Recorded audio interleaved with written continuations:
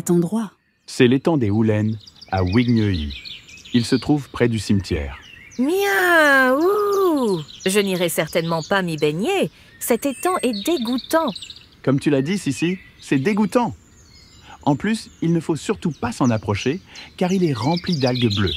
Si je ne me trompe pas, les algues bleues ne sont pas réellement des algues, ni des plantes, mais un type d'organisme microscopique appelé cyanobactérie.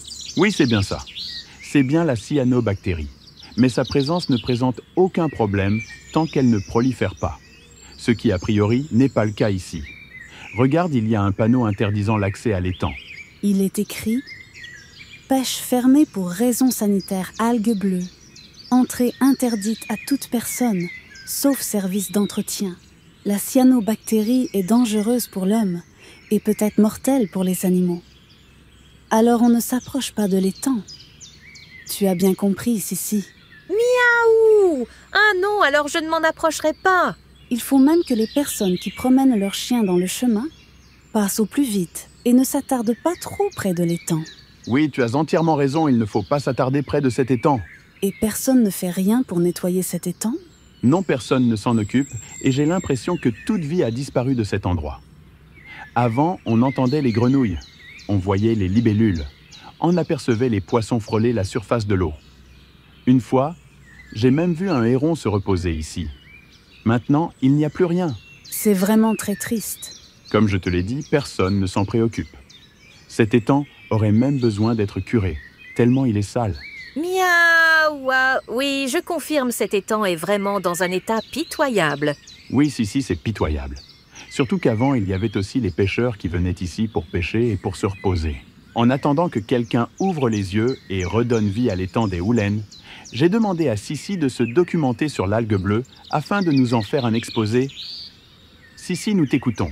Les algues bleues sont des micro-organismes qui se développent dans les milieux aquatiques. Elles peuvent se multiplier rapidement, surtout dans des conditions favorables, telles que des températures élevées et une forte concentration de nutriments. Leur prolifération peut avoir des conséquences néfastes sur l'écosystème aquatique. L'une des principales causes de l'envahissement des étangs par l'algue bleue est l'eutrophisation.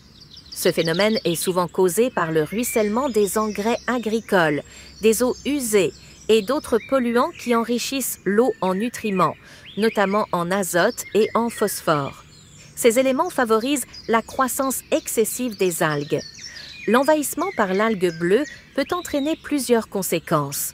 Tout d'abord, il réduit la quantité de lumière pénétrant dans l'eau, ce qui affecte la photosynthèse des plantes aquatiques. De plus, lorsque ces algues meurent, leur décomposition consomme l'oxygène dissous dans l'eau, ce qui peut provoquer des zones mortes où la vie aquatique ne peut pas survivre. Certaines espèces de cyanobactéries produisent également des toxines qui peuvent être dangereuses pour la faune, la flore et même pour les humains. Pour lutter contre ce phénomène, plusieurs mesures peuvent être mises en place. Il est essentiel de réduire l'utilisation d'engrais chimiques et d'améliorer la gestion des eaux usées.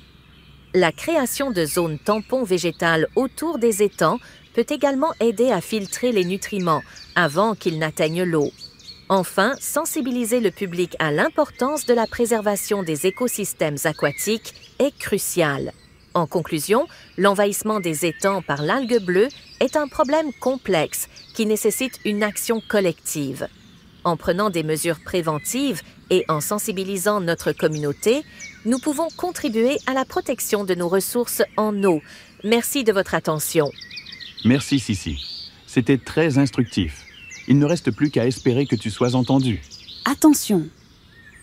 Les cyanobactéries ne sont pas toujours visibles à la surface de l'eau. De façon générale, elles le deviennent lorsqu'elles sont très nombreuses à un même endroit. Dans ce cas, on observera une coloration bleu-vert dans l'eau et même à la surface de l'eau. Éventuellement, une écume peut se former à la surface de l'eau.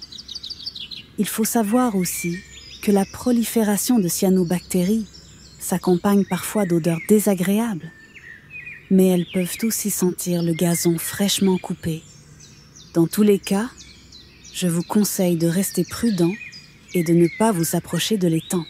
Il faut vraiment que quelqu'un se bouge pour redonner vie à cet endroit et ne plus le laisser à l'abandon. Maintenant, il ne nous reste plus qu'à vous dire au revoir. Et à bientôt pour une prochaine vidéo.